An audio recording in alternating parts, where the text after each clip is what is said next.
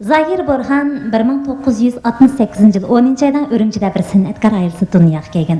O ijodiyat sepiga qadam qo'ygandan tortib hozirgacha 100 dan ortiq cho'ng tipdagi usulli muzikasini, shundaqla 300 parchadan ortiq naqsha asari, cho'ng tipdagi usulli drama operalarning musikalari hamda skripka sonatalarini ijod qildi.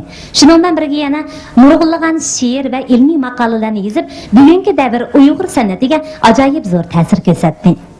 Onun nurg'unlagan asarlari mamlakat ishchi va xalqaro sahnalarda o'rinlanib, intayin kuchli ijtimoiy ta'sir paydo qildi.